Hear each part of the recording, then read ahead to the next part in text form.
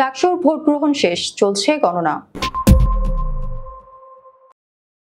ঢাকা বিশ্ববিদ্যালয় কেন্দ্রীয় ছাত্র সংসদ ডাকসু ও হল সংসদ নির্বাচনে ভোট গ্রহণ শেষ হয়েছে। সংশ্লিষ্ট রিটার্নিং কর্মকর্তাদের বক্তব্য থেকে জানা যায়, ডাকসু ও হল সংসদ নির্বাচনে দুপুর 1টার মধ্যে অধিকাংশ ভোট কাস্ট হয়েছে। দুপুর 12টা পর্যন্ত প্রাপ্ত তথ্য অনুযায়ী শারীরিক শিক্ষা কেন্দ্রের শহীদ সার্জেন্ট জহুরুল হক হলের 1963 ভোটের মধ্যে 1256 জন ভোট দিয়েছেন। অপরদিকে দুপুর 1:15 পর্যন্ত প্রাপ্ত তথ্যে শারীরিক শিক্ষা কেন্দ্রে সলিমুল্লাহ মুসলিম হলের 665টি ভোটের মধ্যে 355 জন ভোট দিয়েছেন। একই কেন্দ্রে জগন্নাথ হলের মোট 2225 ভোটের মধ্যে 1300 এর মতো কাস্ট হয়েছে বলে জানা গেছে। সকাল 8টায় শুরু হয় ভোট গ্রহণ। বিশ্ববিদ্যালয়ের 8টি কেন্দ্রে 810টি বুথে ভোট গ্রহণ চলে। এবারের নির্বাচনে মোট ভোটার সংখ্যা 39,864 জন।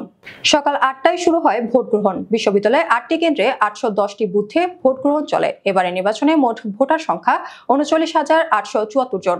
এর মধ্যে পুরুষ ভোটার 20,915 জন এবং নারী ভোটার 18,959 জন।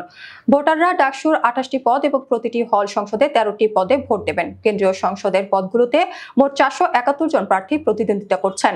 অন্যদিকে হল সংসদের 18টি হল থেকে 1035 জন প্রার্থী নির্বাচনে অংশ নিচ্ছে, অর্থাৎ প্রতিটি ভোটার আজ মোট 41টি পদে ভোট দেন।